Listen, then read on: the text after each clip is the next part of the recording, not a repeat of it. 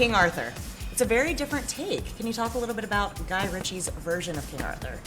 Well, yes. I mean, you know, it's a story people have been telling for a long time. I mean, you know, Arthur was knocking around 520. See, I do my homework. And so we've been telling the story a long time, you know. So obviously, if you're going to retell a story like this, you got to reinvent it and make it fresh and sexy and for a new generation. And you know, Guy's one of the most exciting, fresh, contemporary filmmakers we got out there. So he seemed like the perfect choice to come and reinvent this. So yeah, we have right from the get-go, you know, like there's always sort of a tendency to make, you know, like period drama sort of very noble and feel sort of a little bit contained and you know, of the period. And Guy said, let's forget all of that. Let's just make this sort of like a contemporary, relatable guy. So we find him running the streets of Londinium in the beginning and having a lovely time. You know, he sort of has come from poverty. He's created a little world for himself, and he's the king of that little world, and he's very happy there.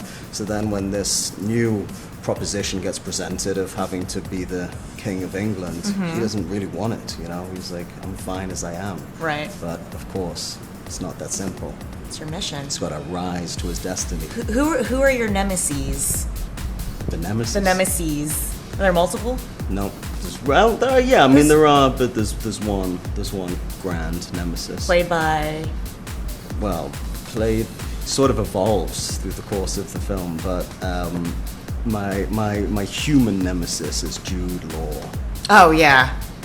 In real life or in the movie? In real life and the movie. Yeah. Let me tell you about Jude Law. Tell me all about him. This is the second time I worked with Jude Law. And the first time, my character killed his character. And the second time... So he's jaded. You're going to have to see the film. Yeah, he's a little jaded. I think he knows that it's like the new generation coming up, nipping at his heels. Jude. Poor Jude, man. Hey, Jude. I think Jude's fine. I don't think you need to feel too bad for Jude. That's very true. But do you get to pull a sword from a stone, I assume? That's part of it. So That's a big part of it. Were you just practicing that scene in your house? Just like, I really got to get this down. Endlessly, you know. I had a giant stone brought in. And, you know, we drove a sword into it, and that was basically my main preparation for the film. Right, that's how you prepped, just really pulling swords from the... Yeah. Yeah. Did you keep the sword, though? You know what? I didn't. And I was promised a sword. What's up with and that? I just realized when there was reference to a sword being here today, potentially, that I thought, oh, that's convenient. It's probably my sword. So I might have to take it. Because no, I don't have a sword, and I was promised one. You should go steal it.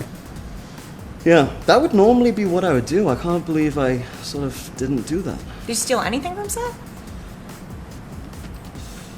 I don't think I did. I think this is the first job that I've ever done where I didn't steal Charlie, something. I stole so let me tell you. What did you I stole my cut, I stole the bike, I stole the stole rings. the whole bike? Yeah, I stole the bike. Hell yeah. It's in my garage. I don't know, it was like one of those weird things that like a kid does because I stole it and then I've never used it. I stole it and then like hid it. And now it's just like in my garage. So Just stole it and hid it. Well, some other things. Pacific Rim 2, they're doing a sequel. Is there any chance... I know it's like years and years later. Is there any chance that you would be involved in it, though? I'm too old now.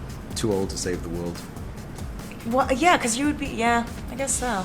No, not at all. I'm still very young. And No, not you in vital real and life. handsome. I mean in the movie. The character. Well, I'm the same age in real life as the characters in the movie. No, I played because him. in the second movie, it's like years and years later. Because it's John Boyega, he's the son. Yeah, I don't know.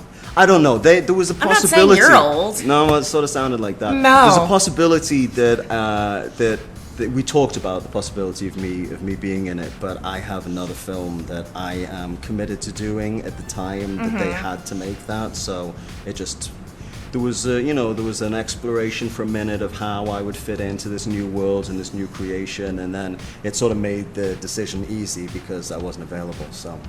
What about the Sons of Anarchy prequel thing? Is that happening? Are you going to be a part of that at all? I do believe it is happening, but I don't think I'm a part of it because I wasn't born when that was happening. Oh, so it's like way before. I believe it's sort of like an origin of motorcycle culture in America. So like the 50s, 60s. Yeah, so that's what I believe. But again, I'm just really making it up because I don't know any facts. At all. At all.